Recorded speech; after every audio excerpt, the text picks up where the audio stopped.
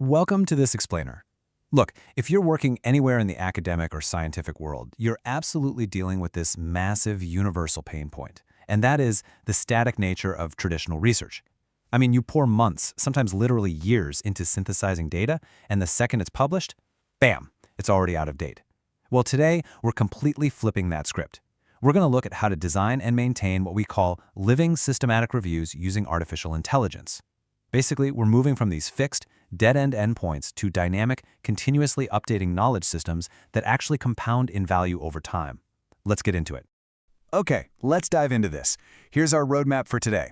1. The static review problem. 2. What are living reviews? 3. How AI changes the game. 4. The 5-step living framework. 5. Real-world research scenarios. And 6. Avoiding common setup mistakes. Section 1. The static review problem.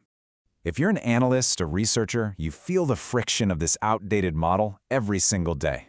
A literature review sits on your shelf, gathering dust. That quote really just captures the agony perfectly, doesn't it? You know the drill.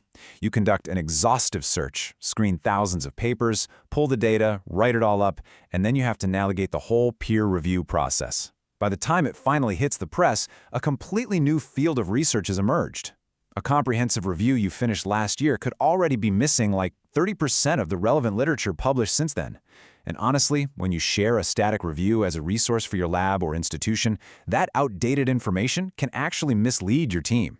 The landscape is moving, but our traditional snapshot, it's completely frozen. Section 2. What are living reviews?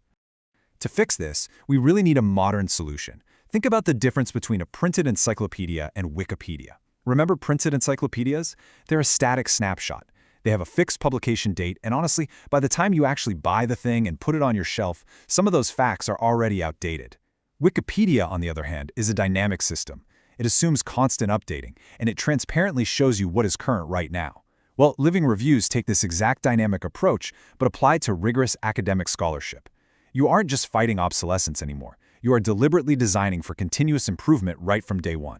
To ground this in reality, let's look at the formal definition. A living literature review is a systematic review explicitly designed to be updated regularly on a planned schedule as new evidence emerges. Now, I really want to emphasize that phrase, planned schedule. A living review does not mean you're updating it in real time every single day. Please don't do that. It's a guaranteed recipe for burnout. It means systematic, pre-planned updating, whether that's quarterly, biannually, or annually on a strictly defensible schedule. Section 3. How AI changes the game. Now, what's really interesting about this slide is the math. You might be thinking, okay, a continuously updating review sounds amazing in theory, but I barely have the time to do it once. And you'd be right. That's exactly why this wasn't widely adopted before. It just took way too much human labor. But AI completely changes the math. We are looking at roughly 20 hours per quarter for an AI-assisted update. To put that in perspective, traditionally, maintaining a living review meant repeating your entire manual screening process every time you search for new papers. That could easily take 400 hours. But with AI, you train a screening system based on your initial review decisions. When new papers hit the databases, the AI automatically handles the massive volume of ingestion and screening. You only spend your precious time reviewing the confidence-flagged results. So you're reducing your workload from hundreds of hours of tedious sorting down to just targeted, high-level analysis. Section 4. The 5-step living framework. Here is your visual roadmap to actually build one of these. It's 5 steps. Define protocols and triggers, set automated alerts, run rapid AI extraction, update dynamic synthesis, and finally, disseminate. Now, as we walk through this, I want you to put on your consultant hat and apply a quick risk versus capability checklist. For every single step, ask yourself, is this a low-risk sorting task where AI just thrives, or is it a high-risk synthesis task that absolutely requires human oversight? Let's break down the mechanics. And this brilliantly illustrates how it all comes together. First, you document your update frequency, say quarterly, and you define exactly what triggers an update. Second, you set up automated monitoring. This could be PubMed email alerts or database APIs that automatically run your search string in the background. Now step 3. This is where you absolutely must calibrate your AI judgment. Using AI tools to extract data straight from the PDFs is a high-risk capability area. I literally cannot stress this enough. If you use a generic, unsandboxed language model without strict guardrails, it will hallucinate. No question. It might generate entirely fake citations or just fabricate statistical effect sizes out of thin air. You must use specialized sandboxed AI extraction tools and, crucially, verify their outputs. Step 4. You seamlessly integrate this verified data to rerun your meta-analysis. And finally, Step 5. You publish version-controlled updates. So the AI handles the heavy lifting of sorting, but your professional judgment is what safeguards the accuracy. Section 5. Real-world research scenarios. Let's look at some concrete examples, so this isn't just theoretical. Think back to early 2020. If you were researching treatments for severe COVID-19, new evidence was quite literally emerging every single day. A static review would be totally outdated before it even reached peer review. Researchers solved this by implementing living protocols with automated searches and AI screening. They utilized monthly meta-analysis updates and quarterly reporting to continuously serve clinicians and policymakers right on the front lines. They saved hundreds of hours and provided vital, up-to-the-minute evidence when it genuinely mattered most. Or take a rapidly evolving technology field, like AI applications in cardiology. The sheer volume of new methodologies being published every single month makes traditional reviews obsolete almost instantly. For this, researchers establish monthly automated AI searches. If a specific threshold is met, say 5 new high-quality papers, it triggers a quarterly update. The AI extracts the study characteristics, keeping the evidence synthesis perfectly in sync with the blazing speed of technological innovation. It's also incredibly effective for policy audiences.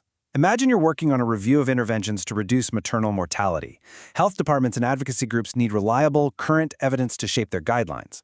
Here, a living review might just run on an annual scheduled update button. And this is key, it includes an urgent event trigger. So if a massive, groundbreaking randomized control trial drops that completely contradicts previous evidence, the protocol triggers an immediate update and a new policy brief. This ensures policymakers are never, ever relying on dangerous, outdated information. And you know, it's not just for fast-paced clinical trials either. Basic science benefits too. Take research into the molecular mechanisms of neuroinflammation. It's a smaller field, maybe 100 to 200 relevant papers a year. Here, researchers use an annual update cycle to synthesize those mechanistic insights. It allows basic scientists to design complex, long-term lab experiments based on the complete, up-to-date scope of understanding, rather than the knowledge that existed 3 years ago when their funding was first approved. It's a real game changer. Section 6. Avoiding common setup mistakes. So, the crucial point is that implementing this requires discipline. Let's coach through some of the biggest risks. The first massive mistake is confusing living with real-time.